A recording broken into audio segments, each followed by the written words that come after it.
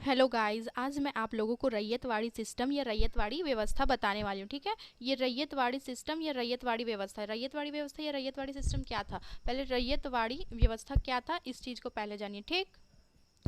रैयतवाड़ी। ठीक। ये जो रैयतवाड़ी है, ये पहले तो दो शब्दों से मिलकर बना है। एक रैयत प्लस वाड़ी, रैयत प्लस वाड़ी दो शब्दों से मिलकर बना है। ठीक है। तब क्या हो गया ये रैयतवाड़ी। ठीक। ये रैयतवाड़ी का मतलब होता है ना कि जो ब्रिटिश सरकार जब भारत में आई थी, तो उन लोगों के पास ना सबसे बड़ी समस्या क्या थी कि वे मतलब लोगों से कर कैसे वसूले, और कर वसूली सबसे बड़ा साधन था कमाई का। मतलब उन लोग कर ही वसूलते थे। जो भी बड़े स्टार्टिंग से कर वसूली ही जमीन भूमि कर ही वसूल करके लोग सबसे अच्छा राज्य को चला सकते थे। इसीलिए मतलब अंग्रेजों ने भी ना भूमि कर वसूलने के लिए उन लोगों ने भूमि कर वसूलने के लिए उन लोगों ने कुछ व्यवस्था लागू की। जिन व्यवस्था ये मतलब भूमि कर वसूलने के तीन व्यवस्था थे, जैसे एक स्थायी बंदोबस्त, दूसरा था रैयतवाड़ी और तीसरा था महालवाड़ी। ठीक। ये जो हम पढ़ रहे हैं ये दूसरा व्यवस्था है, रैयतवाड़ी व्यवस्था। ये रैयतवाड़ी व्यवस्था में क्या था ना कि स्थायी बंदोबस्त को थोड़ा सा हम बता देते हैं कि स्थायी बंदोबस्त में ऐसा था ना कि उसमें जो किसान ब्रिटिश सरकार थी वो ना जमींदार को हायर की हुई थी कर वसूलने के लिए किसानों से। ठीक। रैयतों से कर वसूलने के लिए वो जमींदार को हायर की हुई थी। जो जमींदार लोग जो थे, जिसके कारण बहुत भ्रष्ट हो गए थे, वो अपनी इच्छा अनुसार कर की वसूली करते थे, और इससे ना अंग्रेजों को भी थोड़ा नुकसान होने लगा था, जिसके कारण अंग्रेजों ने इस बिचौलिए वर्ग, जमींदार को बिचौलिए वर्ग बोलेंगे, वो उन लोगों बिचौलिए वर्ग को उसने समाप्त कर दिया। और रैयतवाड़ी व्यवस्था में क्या किया कि रैयतवाड़ी व्यवस्था में डायरेक्ट ब्रिटिश सरकार और किसान किसान या रैयत जो बोलिए, ठीक है, इन दोनों के बीच सीधा संपर्क हो गया। ठीक। अब इसके बीच कोई भी बिचौलिए वर्ग नहीं था, जिसके कारण मतलब अब इन दोनों का संबंध इन दोनों के बीच का संबंध बनने लगा। ठीक। अब इन दोनों के बीच संबंध बनने लगा तो इसी को बोला गया है ना कि रैयतवाड़ी व्यवस्था, क्योंकि ये रैयतों से सीधे ब्रिटिश सरकार से जुड़ता था। ठीक। ये रैयतवाड़ी जो व्यवस्था थी, ये मद्रास, बम्बई, असम और सिंध के क्षेत्रों में मतलब सबसे पहले लागू हुई थी। और ये भारत की भूमि का कम से कम 51% 51% भूमि पर ये लागू था। ठीक। चलिए अब हम इसका इंट्रो देखते हैं। 1792 ईस्वी में कर्नल रेड व मुनरो को मद्रास के नए विजित क्षेत्रों का प्रशासन बनाया गया। ठीक है। कर्नल रेड और मुनरो को नए विजित क्षेत्रों का प्रशासन बनाया गया। इन्होंने इन्होंने लगान को जमींदारों से सीधे किसानों से वसूला। मतलब इन्होंने लगान को मतलब यहाँ पे थोड़ा सेंटेंस गलत है, यहाँ हो जाएगा हमारा, इन्होंने लगान को जमींदारों से नहीं बल्कि सीधे किसानों से वसूला। ठीक है। किसानों के साथ किए गए इसी व्यक्तिगत लगान समझौते को रैयतवाड़ी व्यवस्था कहा गया है। ठीक। किसानों के साथ किए गए यही मतलब ये जो समझौता किया गया है उसी को रैयतवाड़ी व्यवस्था कहा गया है। इसके अंतर्गत ब्रिटिश भारत का 51% भाग शामिल था। यह व्यवस्था सर्वप्रथम 1792 ईस्वी में कर्नल रीड के द्वारा 12 महल क्षेत्र में लागू की गई थी। मतलब ये जो था ना, ये भारत की भूमि पे 51% भूभाग, भारत में 51% ये लागू था। और यह व्यवस्था जो थी वो सर्वप्रथम कर्नल रीड 1792 में लागू किया गया था। और किस क्षेत्र में, 12 महल के क्षेत्र में से सबसे पहले लागू किया गया था। ठीक है। आगे इस व्यवस्था को 1820 में मुनरो ने मद्रास प्रेसिडेंसी में तथा 1825 में एल्फिंस्टन के द्वारा बम्बई प्रेसिडेंसी में लागू किया गया। इन क्षेत्रों में अपनाई गई व्यवस्था के अंतर्गत चूंकि अनुबंध कृषकों के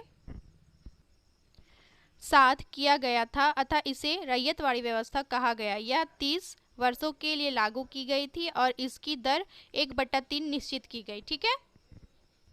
रैयतवाड़ी व्यवस्था की प्रमुख विशेषताएं क्या थी, अब वो देखिए। पहला विशेषता क्या है कि किसानों को उपज का आधा भाग लगान के रूप में देना होता था। इसमें पहली विशेषता यही है कि किसानों का जो भी उपज था उसका आधा भाग ना जमींदार आधा भाग जो था वो सरकार को देना पड़ता था, ठीक, मतलब लगान के रूप में ब्रिटिश सरकार को देना पड़ता था। इसका दूसरा पॉइंट हमारा क्या है, सरकार व किसानों के बीच बिचौलिए वर्ग नहीं थे। अब इसमें क्या है, इसकी एक ये भी विशेषता है कि अब इसमें बिचौलिए वर्गों की कोई भी भूमिका नहीं थी। अब इसमें बिचौलिए वर्ग समाप्त हो चुके थे। इसमें किसान और सरकार डायरेक्ट संपर्क में थे, जिसके कारण बिचौलिए वर्ग समाप्त हो गए थे। और इसमें इस बिचौलिए वर्ग के समाप्त होने के कारण अत्याचार भी थोड़े कम हो गए थे, ठीक है।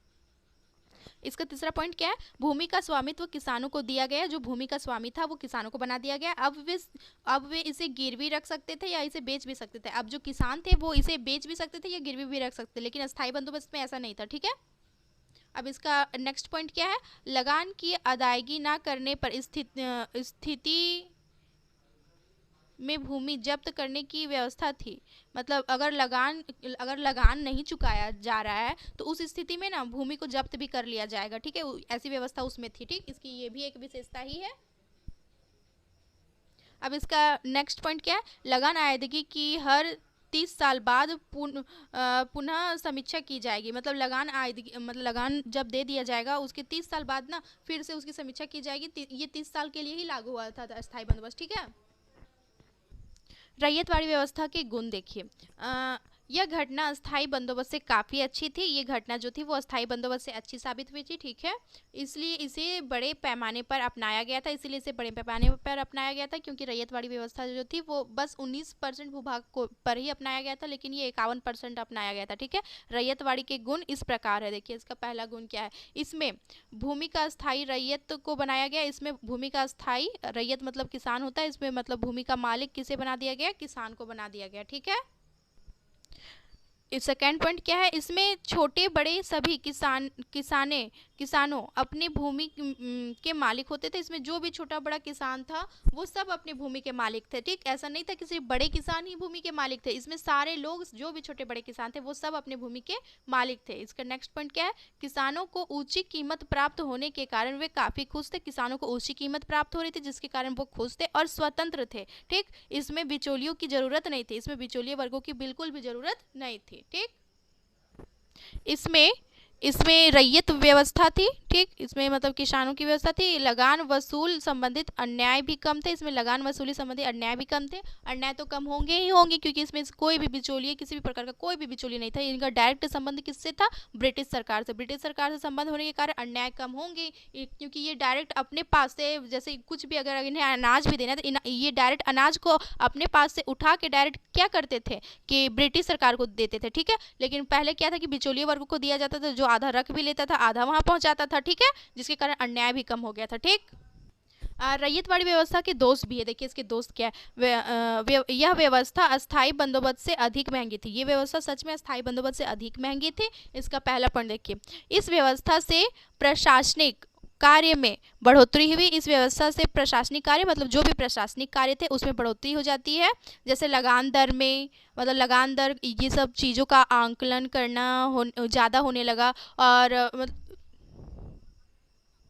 इसका दूसरा पॉइंट क्या है, लगान दर तय करने में सरकार को अधिक गहराई से हिसाब करना पड़ा। मतलब लगान दर अगर उन्हें तय करनी है तो उसके लिए सरकार को अधिक गहराई से हिसाब करना पड़ रहा है। जुताई के वास्तविक स्थिति को बनाने के लिए भी मतलब जानकारी प्राप्त करना अनिवार्य हो गया। मतलब जुताई की वास्तविक स्थिति को बनाना या फिर यहाँ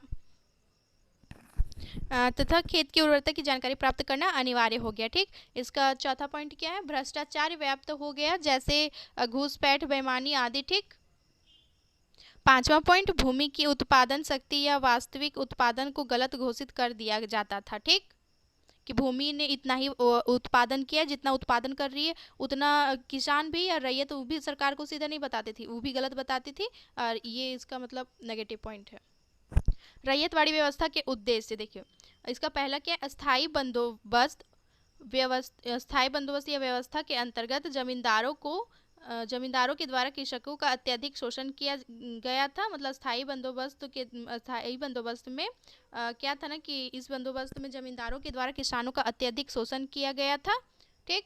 जिसके कारण मतलब रैयतवाड़ी व्यवस्था आई। इसका दूसरा क्या है, स्थायी बंदोबस्त में अंग्रेजों को कृषि उत्पादन में वृद्धि के साथ साथ राज्य समिति स्तर लाभ प्राप्त नहीं हो रहा था। मतलब इसमें ना अंग्रेजों को कृषि उत्पादन में वृद्धि होता भी था ना, तो उन लोगों को इस चीज़ का पता भी नहीं चलता था, या उस चीज़ का लाभ भी उन्हें प्राप्त नहीं हो रहा था। इसका सीधा लाभ कौन उठाता था, ये स्थायी बंदोबस्त मतलब जमींदार उठाते थे। ठीक है, ये सब कारण था रैयतवाड़ी व्यवस्था के आने का। दक्षिण एवं पश्चिम भारत में उत्तर भारत के जमींदार की तरह कोई स्पष्ट वर्ग नहीं था, अतः अंग्रेजों ने सीधे कृषकों के साथ अनुबंध किया। ठीक, इसका लास्ट पॉइंट है, मुनरो तथा एल्फिंस्टन जैसे अधिकारियों पर उपयोगितावादी विचारधारा का प्रभाव था। ठीक है, थैंक यू।